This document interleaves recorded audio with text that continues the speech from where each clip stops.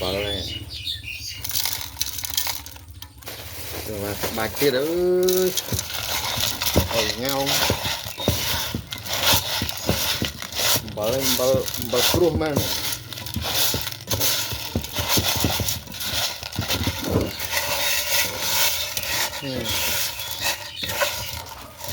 học tay ngon học ngon bạn ơn